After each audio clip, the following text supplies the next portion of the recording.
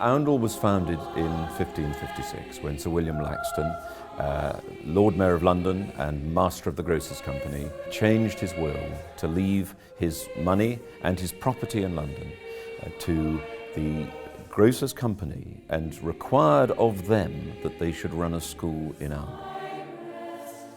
In the last 460 years, Oundle has grown from a very local village school into an international and national school of significant proportions. It's the third biggest boarding school in the UK. Its links are far and wide across the world, and it's always valued the fact that it would be an international school as well as a national school.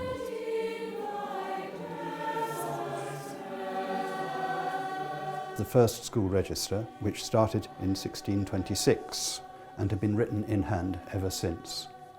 This is the first volume and records the arrival of Daniel Morley, the first pupil in the register. This is the volume from 1848 to 1928 and records the arrival of the first international pupils, amongst whom was Runchit. Many of these Siamese boys came to the school specifically to study engineering so they could return home to set up the state railway system.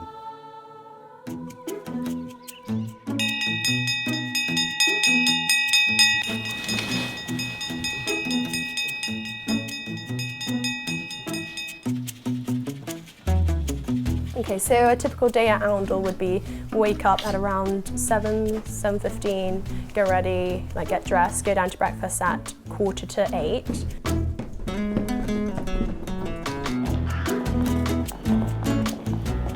Community is a really important feature of life at Oundle because we live in boarding house communities as pupils and teachers, and also the school itself, Oundle, which comprises of about 1,200 pupils, is also part of the community of the town.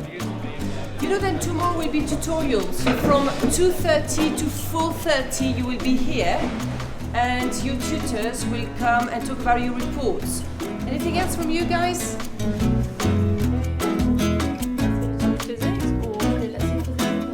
Oundle is lucky to have a very distinguished cohort of international pupils. About 11% of our pupils are from overseas, from Nigeria, Hong Kong, Singapore, Malaysia, Russia, Romania, 22 different countries this year. And they bring an incredibly diverse range of attitudes, cultures to the school. So they make this small town of Oundle sort of open up to the whole world. They give us a global perspective. We leave for lessons at about 8:15 to get there at 8:30, and then we've got 3 lessons and then we've got break.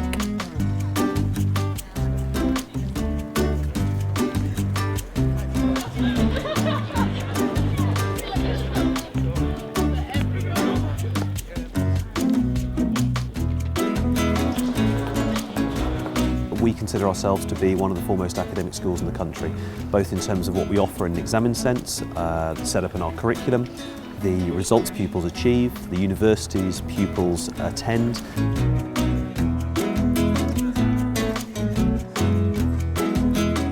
I'm sitting here in what I honestly believe are the best science facilities of any school in the UK and quite probably the world.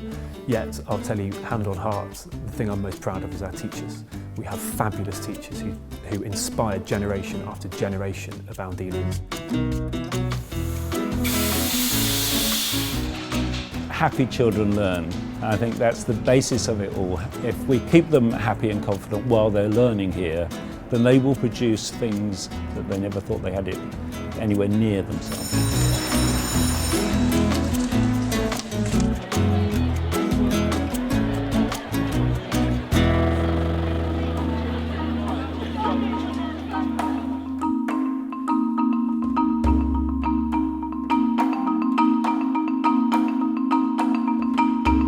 Cloisters dates back to the end of the 19th century, so 1883, and that's just a few years before the legendary headmaster Sanderson was appointed headmaster, so in 1892.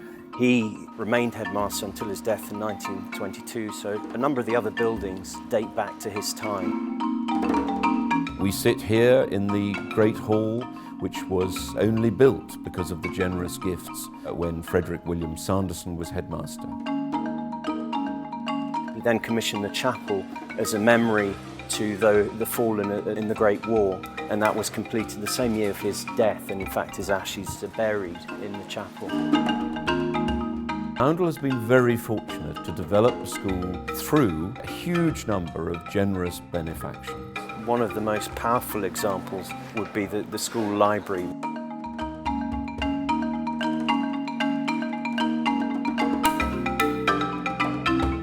And in the 1950s, it was decided to modernize the library and it moved to the cloisters.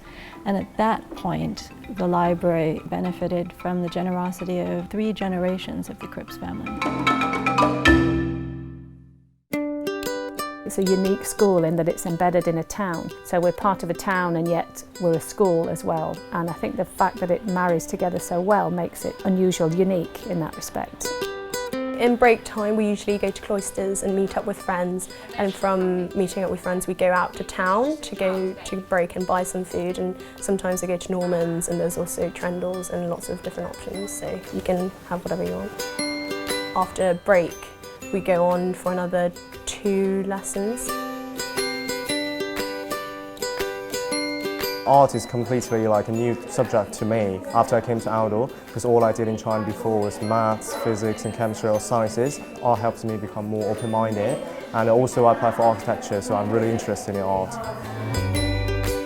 We're not standing at the front preaching to whole classes, we're seeing each individual pupil, catering to their individual needs and pushing them in the right direction for that pupil. British methodology is very much about collaborative learning. It's very much about teachers realising they are learners too, teachers realising that pupils ask fantastic, interesting questions. We have China trip twice a year, Chinese New Year celebration. Whole school would celebrate the occasion. Language department at Oundle, it's very, very strong. We've got a new building called the Adamson, which is a very nice building. The inside and outside is very nice. So I do German, French, and I do a classics, which is Latin.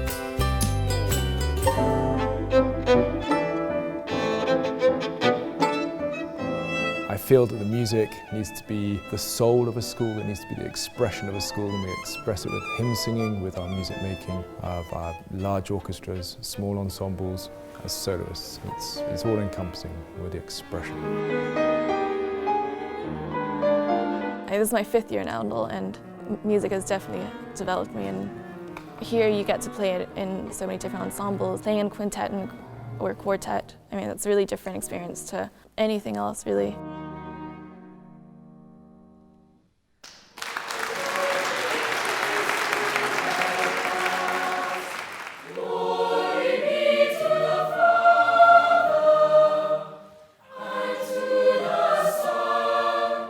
The chapel is at the centre of the moral and spiritual outlook of the school, and here we educate the heart, we nurture the soul. It's fundamental to what we do at Oundle School.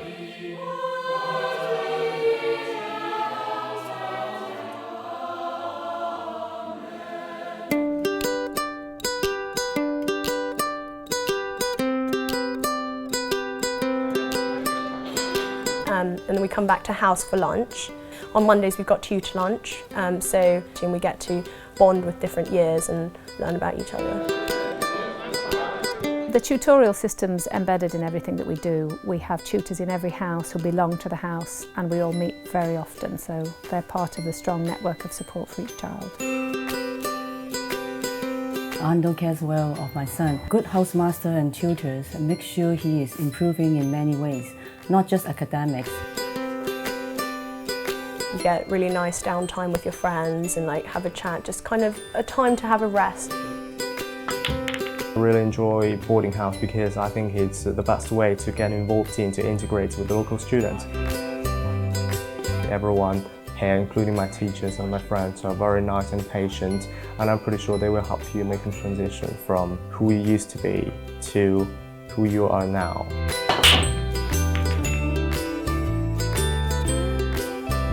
Sport is a very important physical release And also sport teaches them the value to win and the values of losing, and also the benefits of working as a team. Dance, badminton, squash, a whole range of things. We hope we end the pupils with a sport for life, so they find something that they play here and then they continue to play for the rest of their life. I was new here this year and everyone else had made friends, and during rugby I felt it was a good way to make friends as well as being in Barrister. And then after lunch on Mondays we've got another 3 lessons, but on Tuesdays we go to games, on Wednesdays we've got CCF and things like that. The Combined Cadet Force gives cadets a unique opportunity to develop qualities, for example, leadership, taking on a sense of responsibility and personal development. Pupils at Oundle are very much encouraged to be involved with the local community. It's very much a way of the town and the school mixing and people getting to know each other.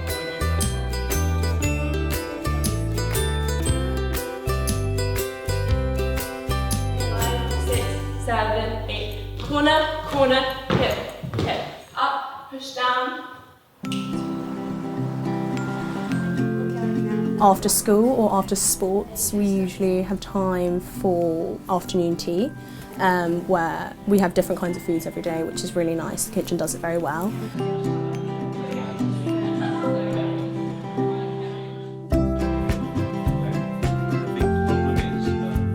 The extracurricular here is very, very rich, very varied, and it also gives them a chance to try and explore activities and skills that they might actually be good at. I think drama provision is central to the ethos of the school. It represents a chance for imaginative, creative expression. At the beginning of Oundle, I didn't know what kind of extracurriculars I want to do, so there's this thing, I think it's called the Societies Fair and the Vols Fair as well. So there they display all the kinds of vols that Oundle offers. Dance has become much more high profile this year because more lessons have been introduced into the timetable.